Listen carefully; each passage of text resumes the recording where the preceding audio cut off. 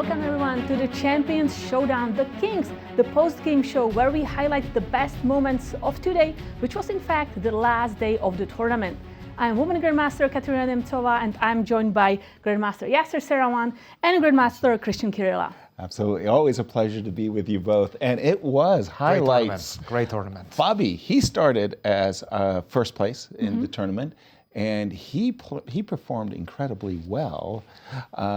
And let's take a look at the leaderboard and to see what he did today. It's impressive. So the final standings, Fabiano Caruana is winning this tournament while cashing $51,625. Right second is Wesley So, $45,875. And Levon Aronian, who won his last classical game, is third, cashing $41,375. Coming from behind is Levon, but it was Fabi who won all three of his matches, and he started in fantastic style by winning the Blitz game. Let's take a look at the highlights there. Ray's gunning for that a7 pawn. That's his only hope. Knight to c6, knight takes a7. Has to be played. It looks like Black doesn't need a knight that's in the corner. Ooh, he almost lost on time. Ooh, knight b6. Why didn't he play knight b6? Ray can't decide when he's supposed to resign this game. He's been wanting to resign. He has that look of, it seemed he wanted to resign the game 20 moves ago. Absolutely. And with that victory, Fabi really kind of put his print on the match, and we're going to see more, but your highlight. Absolutely, Cristian. but Wesley was hot on his heels because he won his Blitz match as well. Wow. But in the second game, in the rapid game against Lanier, oh my goodness, take a look at what happened. He was dead in that game, but he was able, like the Phoenix, to rise, as we will see in just a second. We started off with a Berlin, and we, to be honest, did not expect much from this game. I really thought that this one is just going to clear things up and end up in a draw quickly, but Lanier had something ready, some sort of a very deep idea with an expansion on the king side. G4, this is still very much theory. F6. Of course, white has the majority on the king side. Black has the two bishops, and that is the battle. With bishop on f4, you will have, for the remainder of the game, some difficulties with the pawn on c7. Keep an eye on that one. King to f7, king to f2. Everything was played up to this point. Bishop to c5. Bishop takes d4, and now we're having the presence of the opposite color bishops, which definitely trends towards a draw. But white still has some pressure, specifically because this majority on the king side. Rook to d2, we exchange the rooks, rook to h1, and now we start seeing black in this position. c6, bishop to h6, bishop to e3, and what he should have done at this point is not defend the pawn on c5. This is easier said than done, because you see the pawn on c5, you lose that one, you know you're going to have to defend for a very long time in a very awkward and unpleasant position. That's why he played the move b6. But the problem is, you're losing the pawn on f6 right now because of this issue after the move g5. Very nice move.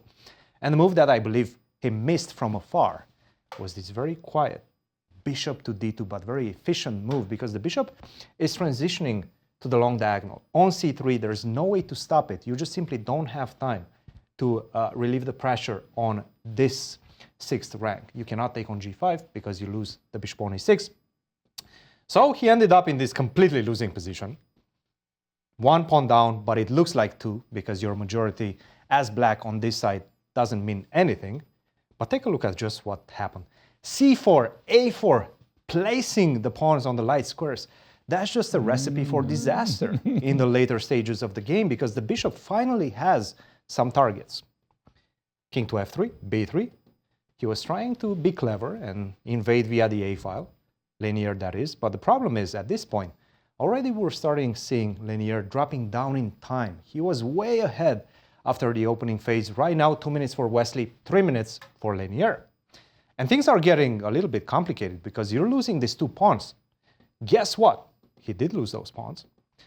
And here maybe he should have just played rook g7, rook f7, take the draw. This is something that you said, Yasser, hey, I'm dropping down below 20 seconds. Let's take the draw and move on, right? He didn't.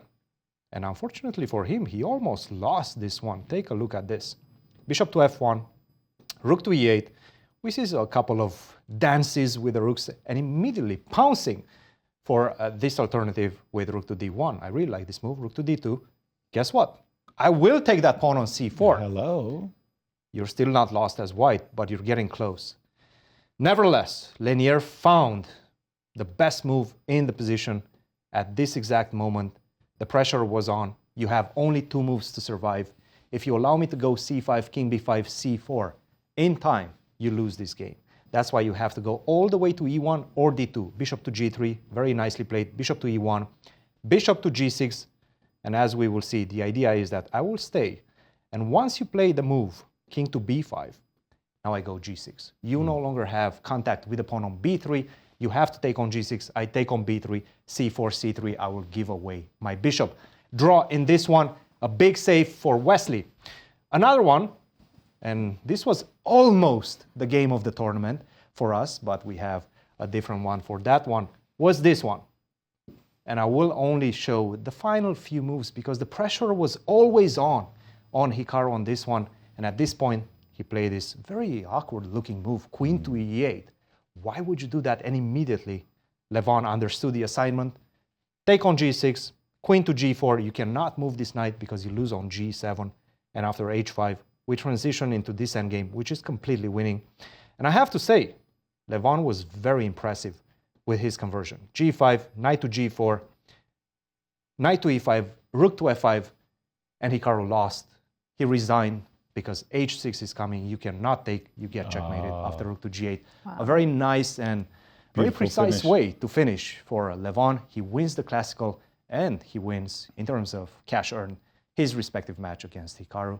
Jumps to the podium. Very nice. Absolutely. Speaking of the podium, thank you, Cristian. And let's go to the trophy presentations as Fabi wins another one. Hi, everyone. I'm here with Fabiano Caruana, the winner of the 2025 Champion Showdown, the Kings, taking home nearly $52,000 and this beautiful trophy from a local artist. Fabiano, congratulations on your win. I feel like I spent a lot of time with you in presenting trophies and awards. The more than $50,000 that you earn, is that going to just go on the pile of cash, or are you going to like go out and blow it? What's the plan? No plans to do anything crazy. I also have another tournament coming up soon, so it's yeah, there's not much rest in between. But I'm really happy with how I played here.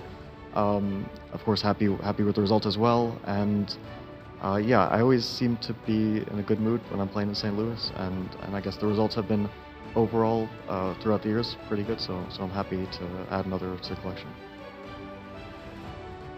Our congratulations as we take a look at the final standings, Kate. So it is Fabiano Caruana who is winning this event, and yes, cashing $51,625. Wesley So second, Levon Aronian third. He went to win against Hikaru, so he's above him. Then Hikaru Nakamura number 4, Ray Robson number 5, and Lanier Dominguez number 6. And our winner is once again Fabiano. Congratulations to the champion of the 2025 Champions Showdown, the Kings. We hope you enjoyed our highlights. Be sure to join us for the American Cup coming up next. Bye everyone. Bye-bye.